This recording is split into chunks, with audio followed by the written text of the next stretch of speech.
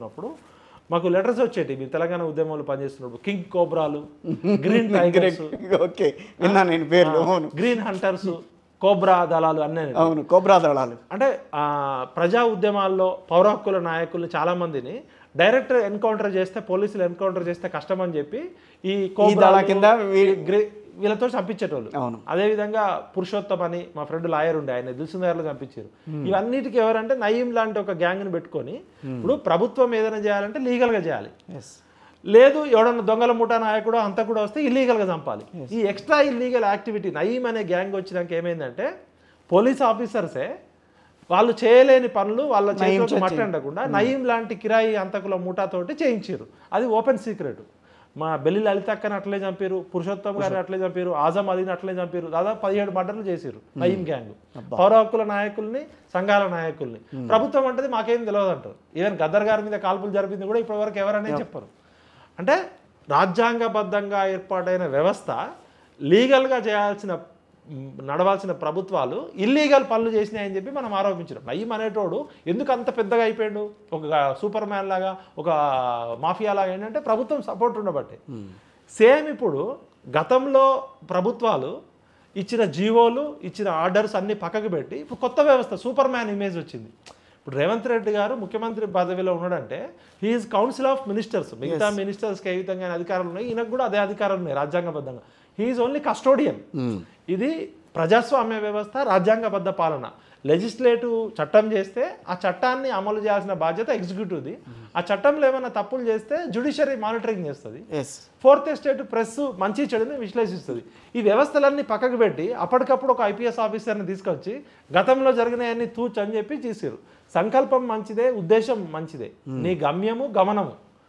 గమ్యం కూడా important. Okay, ఇప్పుడు నువ్వు ఐఏఎస్ పరీక్ష రాయడానికి ఒక 5 సంవత్సరాలు కష్టపడి చదివి పరీక్ష రాస్తే ఒక రకంగా ఉంటుంది. యూపీఎస్సీ పేపర్ లీక్ ఇస్తే ఒక రకంగా ఉంటుంది. ఒకవేళ దొరకకపోతే మొన్న ఒక ఆమె సస్పెండ్ చేసిరు పూణేలో, ఆమె అంతా తప్పుడు దారిలో వచ్చిందని. అంటే దేశంలోనే ప్రతిష్టాత్మకమైన ఐఏఎస్ పరీక్ష కూడా అక్రమ మార్గాల్లో పాస్ అయింది, ఆమె తప్పుడు ధృవీకరణ పత్రాలు ఇచ్చిరని ఆమె సపోర్ట్ చేసారు. ఒకవేళ ఆమె దొరకకపోతే అట్లనే ఇప్పుడు ఈ ఐఏఎస్లు ఐపీఎస్లు డైరెక్ట్ తీసుకొచ్చి బుల్డోజ్ చేస్తున్నారు. చట్టం ఉండాలి కదా, వాళ్ళు కూడా రాజ్యాంగబద్ధంగా యూపీఎస్సీ ద్వారా పరీక్ష రాసి సివిల్ సర్వెంట్. వీళ్ళు ఎవరు సూపర్ మ్యాన్లు కాదు, రాజులు కాదు, వీళ్ళు చక్రవర్తులు కాదు. ఇక్కడ ఉన్నది ప్రజాస్వామ్యం అనే విషయం మర్చిపోయి పాత చట్టాలన్నీ, ఇప్పుడు చట్టాలు లేక కాదు కదా, మున్సిపల్ యాక్ట్ ఉంది. గతంలో జిహెచ్ఎంసీకి కూడా enforcement and vigilance disaster management EVDM గతంలో కూడా ఒక ఐపీఎస్ ఆఫీసర్ని పెట్టారు. మరి వాళ్ళందరూ చేసింది ఒప్పా తప్ప అంటే అట్లా కాదు. ఇప్పుడు గత 10 ఏళ్లుగా తెలంగాణ వచ్చిన తర్వాత 2014 నుంచి 2024 వరకు చేసిన చట్టాలన్నీ ఒక ఎత్తు అయితే ఇప్పుడు నడిచే వ్యవస్థ ఒక రకంగా నడుస్తుంది. అంటే ఇంకా ఆ తరంలో అంటే కేటీఆర్ గారు మంత్రిగా ఉన్నప్పుడు చేసిన చట్టాలన్నీ కూడా ఇప్పుడు పనికిరావా ఏంటి? అసలు ఏం చెప్దాం అనుకుంటున్నారు ఈ గవర్నమెంట్ ద్వారా? తెలంగాణ ఉద్యమం అప్పుడు ఏం చెప్పినాం మేమంతా, మన వనరుల దోపిడీ జరుగుతుంది, అవును, నీళ్లు, నిధులు, నియామకాలు, స్వేచ్ఛ, స్వాతంత్రం, ఆత్మగౌరవం. తెలంగాణ భూ వనరులన్నీ ఆంధ్రలో ఆక్రమించుకుంటున్నారు. మన భూ వనరులను కాపాడుకోవాలి, సహజ వనరులన్నీ కొలగొట్టేస్తున్నారు. హైదరాబాద్ నగరం చుట్టూ ఆంధ్రోళ్ళు ఉన్నారు. రామోజీరావు కొన్ని 1000 ఎకరాలు ఆక్రమించుకున్నాడు. 1,00,000 నాగళ్లతో రామోజీ ఫిలిం సిటీని దున్నుతామని చెప్పిన మా కేసీఆర్ గారు. తెలంగాణ వచ్చినాక 1 ఇంచు భూమి కూడా వదిలిపెట్టేది లేదని చెప్పి మొత్తం కూడా తిరిగి రికవర్ చేస్తామని చెప్పారు.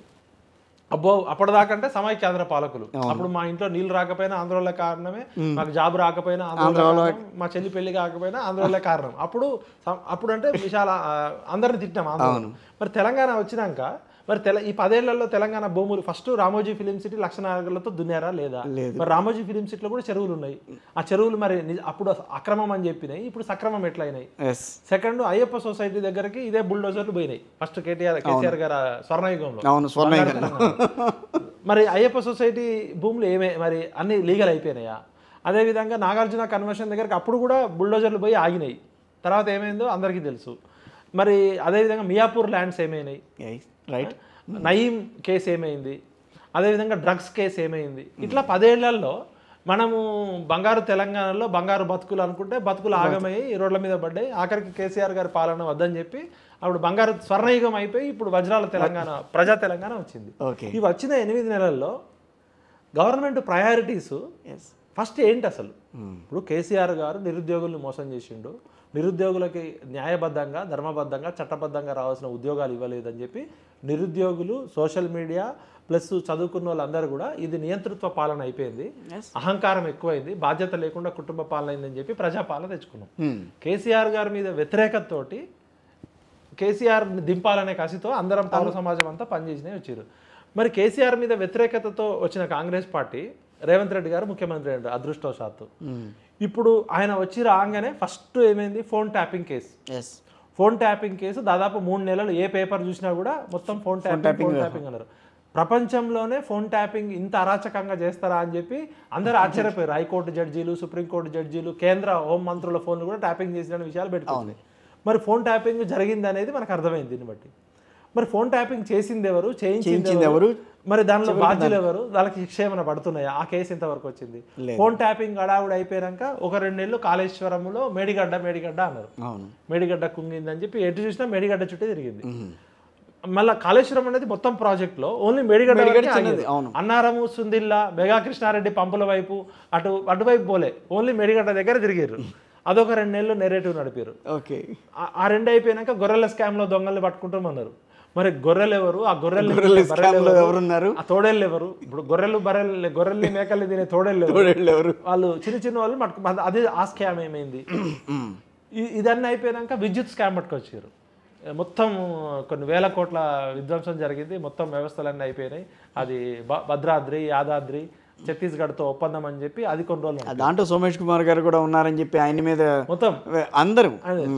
ఈ 2 అయిపోయినాక కాళేశ్వరము మీద ఒక జ్యుడిషియరీ కమిషను, ఇది విద్యుత్ సంస్థ మీద ఒక జ్యుడిషియరీ కమిషన్. అంటే ఈ 8 నెలల కాలంలో డిసెంబర్ నుంచి ఇప్పుడు తీసుకుంటే ఫోన్ ట్యాపింగ్ కేసు ఏమైందో రేవంత్ రెడ్డి గారి ప్రభుత్వం చెప్పాలి. సెకండ్ బర్రెల స్కామ్ ఏమైందో చెప్పాలి. కాళేశ్వరం కాదు ఇది తెలంగాణ ప్రజల పాలిట శనీశ్వరము, ఇది వాటర్ ఏటీఎం అని చెప్పారు, అదేమైందో చెప్పాలి. సెకండ్ వచ్చేసి అత్యంత ముఖ్యమైనది, తెలంగాణ ఉద్యమం వచ్చిందే మా ఉద్యోగాలు మాకు కావాలని. మరి అప్పుడేమో ఆంధ్రోళ్ళు ఎత్తుకపోయారు ఉద్యోగాలని ఆంధ్రోళ్ళని తిట్టినాం. మరి తెలంగాణ వచ్చినాక అత్యంత కీలకమైన group 1 job, group 2 job, group 3, group 4 పోస్టులు అమ్ముకున్నారు. జిరాక్స్ సెంటర్లలో పల్లీలు బఠానీలు అమ్మినట్టు పేపర్ లీకేజ్ అయింది, దానిలో కొంతమందిని హడావుడి చేశారు. కేటీఆర్ గారు ఉన్నారు, కేసీఆర్ గారు ఉన్నారు అని చెప్పి ఇంకా కేసు తేలలేదు ఇప్పటికీ. మరి జనార్దన్ రెడ్డి గారు ఉన్నారు కదా టీఎస్పీఎస్సీ చైర్మన్, ఆయన రిజైన్ చేసిండు. ఆయన ఎందుకు రిజైన్ చేసిండు, ఎవరు రిజైన్ అంటే తప్పు జరిగితేనే కదా రిజైన్ చేసేది. మరి కింది స్థాయి క్లర్కులను పట్టుకున్నారు అవుట్ సోర్సింగ్ వాళ్ళని. గ్రూప్ 1 లాంటి పేపర్లు లీకేజ్ అయితే 2 సార్లు, ఒకసారి వాయిదా లీక్ అయితే ఇంతవరకు మరి అది ఏమైంది? జనార్దన్ రెడ్డి గారిని శిక్ష ఏమన్నా చేసిర్రా, ప్రాసిక్యూట్ చేసిర్రా? మరి దానిలో పెద్దలు ఎవరన్నా అంటే ఇది ఏమవుతుందంటే ఎంతసేపు ఒక మీడియాలో సెన్సేషనిజము, హడావుడి, అంటే హంగామా, ఆర్భాటము, హడావుడి. మాకు భయం ఏమవుతుందంటే హైడ్రా ఉద్దేశం మంచిదే, చెరువులను రక్షించాల్సిందే, కుంటలను కాపాడాల్సిందే, నాలాలని రక్షించాల్సిందే, ప్రభుత్వ భూములు పార్కులలో కట్టుకున్న ఎవరినైనా కూడా చేయాల్సిందే. కానీ మీ గత 8 నెలల ట్రాక్ రికార్డు చూస్తే ఒక shaking news, breaking news, dancing news, హడావుడి, హంగామా చేస్తున్నారు. కానీ ఇవన్నీ ఒక ఎత్తైనా కానీ ఇక్కడ కూలగొట్టేయటం, పేద మధ్యతరగతి ప్రజలు కట్టుకున్న కొన్ని ఉన్నాయి. సో వాళ్ళకి ఆవాసం కల్పించకుండా, ఎవరికి ఏ రకమైన ఇది చేయకుండా వాళ్ళని ఒకేసారి కూలగొట్టేసేసి కడుతున్నవి కూలగొట్టేస్తున్నారు, నివాసం ఉంటున్నవి కూలగొట్టేస్తున్నారు. మరి వాళ్ళు ఎక్కడికి వెళ్ళాలి? ఈ రోజున ఎక్కడికి పోవాలి? ఏదన్నా ప్రత్యామ్నాయం ఏదైనా చూపించి మీరు ఇది తప్పు చేశారని చెప్పి చూపిస్తే ఓకే. 10 ఏళ్లుగా చేసినప్పుడు కరెక్ట్ అయినప్పుడు ఇవాళ ఈ రోజున 11వ రోజు వచ్చేసరికి 11వ సంవత్సరంకి వచ్చేసరికి అది అంతా తప్పని మాట్లాడితే వీళ్ళు ఎక్కడికి వెళ్తారు? ఏంటి అసలు దాని ప్రత్యామ్నాయం ఏంటి? దీన్ని ఎవరు క్వశ్చన్ చేయాలి అసలు? అది ఇప్పుడు మీరు చాలా మంచి ప్రశ్న అడిగారు. రాజ్యాంగము మనకి జీవించే హక్కుతో పాటు తాగునీరు, వసతి, నివాసము, ఉండడానికి ఇల్లు, కట్టుకోవడానికి బట్టలు, తినడానికి తిండి, తాగడానికి నీళ్లు, సురక్షితమైన తాగునీరు, అవును, సురక్షితమైన నివాసం, ఇవన్నీ కూడా ప్రాథమిక హక్కులు, బేసిక్ నీడ్స్ కదా మనిషికి. అవును. అయితే ఈ నాగరిక సమాజంలో ప్రజాస్వామ్యం అనే ప్రజల కోసం ఏర్పాటు చేసుకున్న పాలన ఇది. ప్రజల చేత, ప్రజల కొరకు, ప్రజలే పరిపాలించిన ప్రజాప్రతినిధులు, ప్రజల జీతగాళ్ళు, ప్రజల సేవకులు మంచి చేయాల్సింది పోయి, అప్పుడేమో కేసీఆర్ ఉన్నప్పుడు పెనం మీద వేడి ఉంటే ఇప్పుడు పెనం మించి పొయ్యిలో పడ్డట్టయింది పరిస్థితి. ఇప్పుడు చెరువులు ఆక్రమించిన వాళ్ళని కూలగొట్టు, దానికి ఏమైతే చట్టబద్ధం ఉందో దాని ప్రకారం చేయి. అదే అంటున్నాను, సామాన్య మధ్యతరగతి ప్రజలని దాన్ని ఎట్టా జస్టిఫై చేస్తారనేది ఇప్పుడు ఈ రోజు కూడా అడుగుతున్నారు అందరూ. ఇప్పుడు ఇలా ప్రజలందరూ ఇప్పుడు మా ఇల్లు కూలగొట్టలే, మీ ఇల్లు కూలగొట్టలే, మనం టీవీ ఛానల్ కూర్చొని మాట్లాడుతున్నాం. ఒక పేదవాడు మధ్యతరగతి వాడు ఇల్లు కూలగొడితే వాడి ఆవేదన, వాడి మొత్తం ఇక జీవితంలో బతుకుండగానే చచ్చిపోయినాడు, రోడ్డు మీద పడేసారు. ఇప్పుడు 4 ఫామ్ హౌస్లు ఉన్నోడు, 4 విల్లాలు ఉన్నోడు, బంజారాహిల్స్లో ఒక ఇల్లు, శంషాబాద్లో ఒక ఫామ్ హౌస్, దుబాయ్లో ఒక ఇల్లు ఉన్నోడికి ఒక కూలగొడితే పోయేదేమీ లేదు. కానీ వాడు జీవితం అంతా కష్టపడి ఒక చిన్న గుడిసెను, ఒక చిన్న ఆవాసం ఏర్పాటు చేసుకుంటే నివాసం ఉన్న ప్రాంతాలను కూలగొడుతున్నారు, విలాసవంతమైన ఫామ్ హౌస్లను కూలగొట్టట్లే. ఇది విలాసమా నివాసమా? ఫస్ట్ నివాసాలు అనేది ఇంపార్టెంట్ కదా. ఇప్పుడు ఎక్కడికి వెళ్ళాలి? హైడ్రా బుల్డోజర్లు ఎక్కడికి వెళ్ళాలి? 111 జీవో పరిధిలో ఫిరంగి నాలా ఉంది, 80 కిలోమీటర్లు అక్కడ చేవెళ్ళ నుంచి మొదలైతే మొత్తం హైదరాబాద్కి అది అద్భుతమైన నాల. దాని చుట్టూ ఈ రాజకీయ నాయకులు, బడా పారిశ్రామికవేత్తలు, మంత్రులు, ఎమ్మెల్యేల ఫామ్ హౌస్లు ఉన్నాయి. మరి ఎక్కడ కూడా ఒక్క ఫామ్ హౌస్ కూడా గురలే. ఉస్మాన్ సాగర్, హిమాయత్ సాగర్, ఆ 2 లేకులు హైదరాబాద్కి లంగ్ స్పేస్ లాంటివి.